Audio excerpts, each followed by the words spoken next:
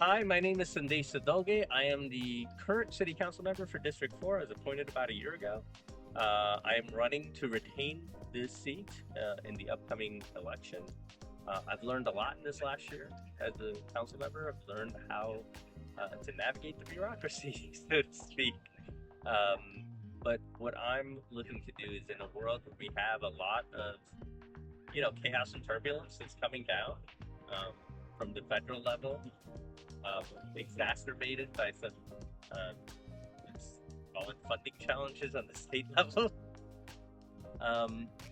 It's really important that we have experience in this role, because in a world of scarcity, we already have a world of scarcity over here.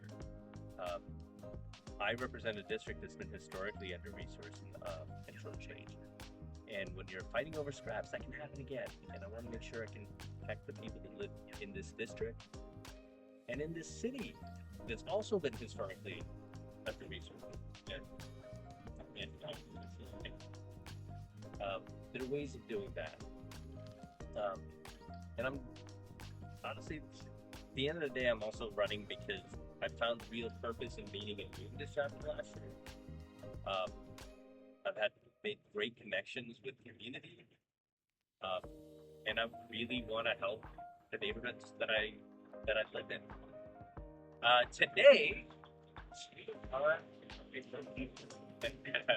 Today we are riding the Route 42 on McKinley Avenue.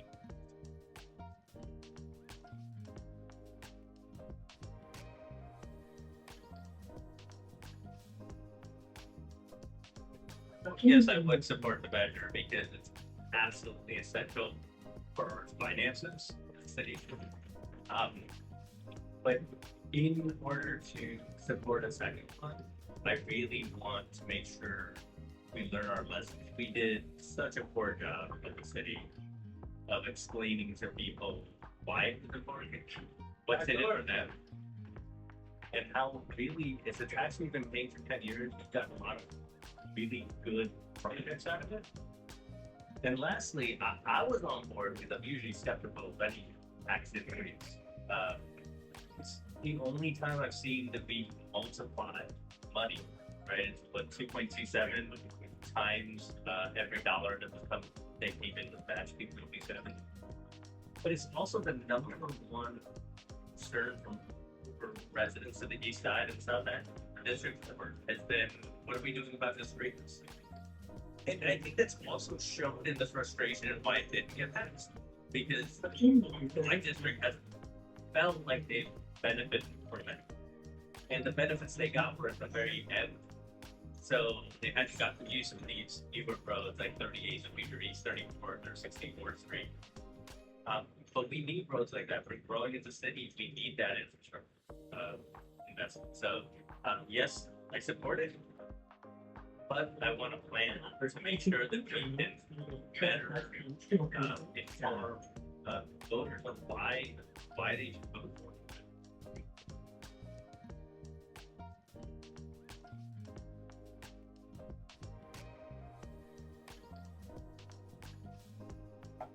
That, it's in all the doors I've knocked, the most common frustration, but it's not always someone's top three. Often it is, but not always. It's usually the and. Like I want better police presence, or I want to feel safer in my community. And can you give me speed bumps? I want the city to do a better job with homelessness. And by the way, can I get a roundabout here? I want the city to do a better job about graffiti and trash. And can you just start ticketing people that are speeding on my street? Like, that's the conversation I had. Because the top three is usually the same thing. Usually public safety, homeless services, and trash and graffiti. And in District 4, all over. And can we do something about me feeling unsafe in walking down the street? There's a few things we can do around that. I mean, obviously we need more sidewalks, right?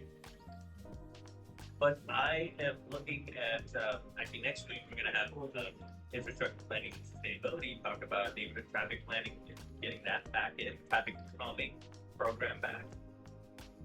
Looking at some revenue sources for directing some of our funds towards these ideas. And lastly, I have now been brought around to the idea of automated traffic enforcement. I wasn't on board, but I learned a few things. 70% of people who get traffic tickets from speed cameras and red light cameras do not live in the community in which that camera is placed. 88% of people, and this is the most wild statistic I had to get confirmation, 88% of people who receive a automatic traffic enforcement ticket do not re-offend in the next 5 years. It is one of the few things that has shown to change behavior. And that's really what I want to do is ask and find solutions that change behavior. This isn't about punitive measures.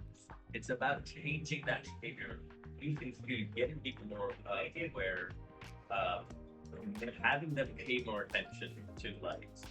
We had one child die in '96 in Portland. We had another child who's basically, disabled for life, right outside Charlottetown on Portland Avenue. Like Portland Avenue use speed cameras. District 4 also has a lot of what I call through streets. Portland, McKinley, 56, 48, 38 are all streets where people go through our district. And what I've learned is when people are going through a neighborhood, they don't care as much about that neighborhood. And that is an issue, right? Something happens on I-5, people take Portland down to 5 o'clock.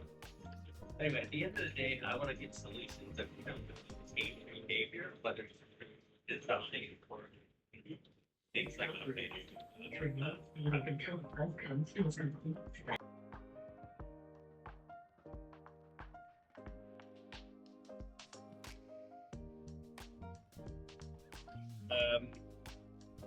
that was always a difficult one because no one wants to pay more taxes for fees, right? We have a small, and then we don't have a streets initiative, so that is actually sort of the opposite end. We have negative money. The small little thing that we have is a very small portion of the gas tax is coming to municipality. I have not gotten an estimate on how much that is. It could be a good amount. It could be absolutely nothing. I don't know. I'm waiting for that amount to come from the city.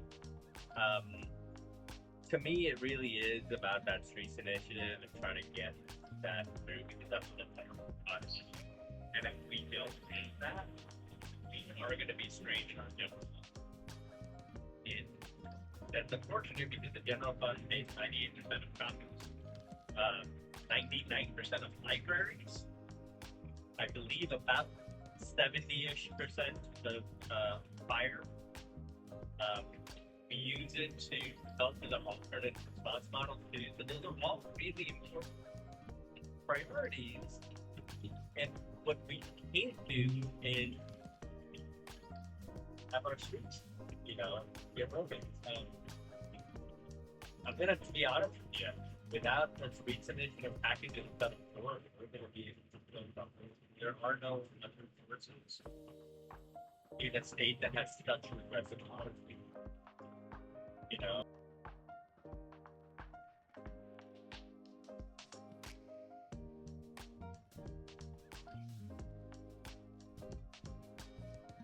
First of all, we need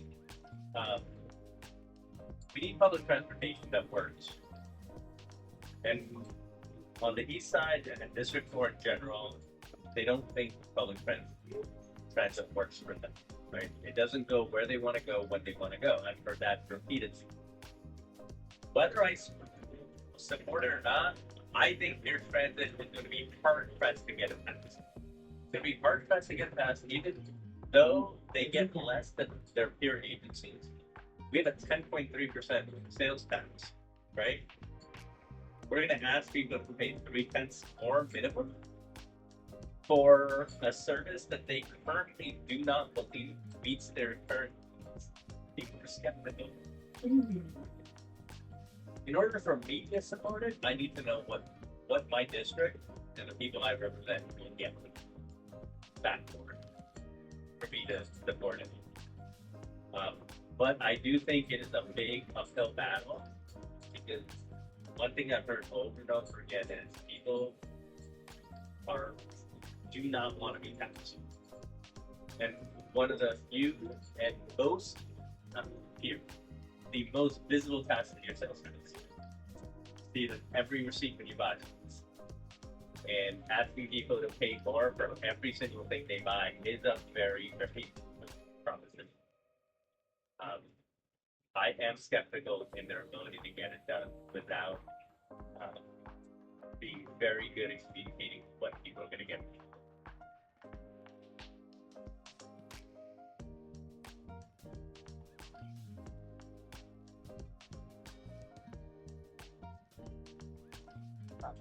What I've heard in talking to constituents over and over again, in addition to neighborhood traffic calming, like cars being looked at, is people being very frustrated and not being able to walk in their neighborhoods because sidewalks don't exist, or all sorts of reasons, mostly because sidewalks. That has been clear not only in talking to people, but also actually biking to people's homes and realizing that there's so many places where you're forced into the street just to walk in your own neighborhood. We are working on that. I mean, we have the 15% that we've allocated from our 1% that's going to go towards project around sidewalk and signal improvements. We just got an update on that actually this week. Unfortunately, that funding mechanism isn't going to be such that we're not going to really be able to do projects until I believe 2027. But at least there's a date that we can look at them. But yes, in District 4, absolutely, it's missing sidewalks and common.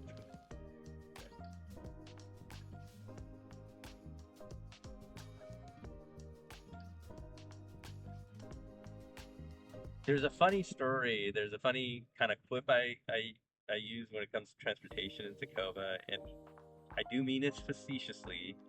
I used public transportation every single day from when I was going to high school, like 13 and a half, until I was 39 years old, when I stopped using public transportation every single day because I moved to Tacoma. What I would love to do is to be able to take public transportation regularly with my kids, right? It's important. It brings like freedom to people who honestly can't drive anymore, and there's a lot of them. We have an aging population. A lot of people who need to be able to take public transportation to get where they are. So going back to the question that I had a hard time answering before, what's the city's role in transit? I think transit is absolutely essential in giving people the freedom of movement that allows them to enjoy the city and their lives. So I want to support really good transit in this city, and I think we can get. There are some challenges.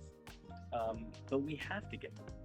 We just passed Tacoma, which is going to increase density. And I don't think it's going to be massive increases in density, but we need additional density. We have more people moving in. We have these growth projections. Good ubiquitous transit, and actually just like complete street projects, and the ability to bike somewhere, the ability to walk somewhere, 15-minute neighborhoods. These are all goals to be lauded and to achieve, because these are the things that make people enjoy the place they live and the life that they're living. If we can make really big strides towards that in this next 10 years, however long we have it.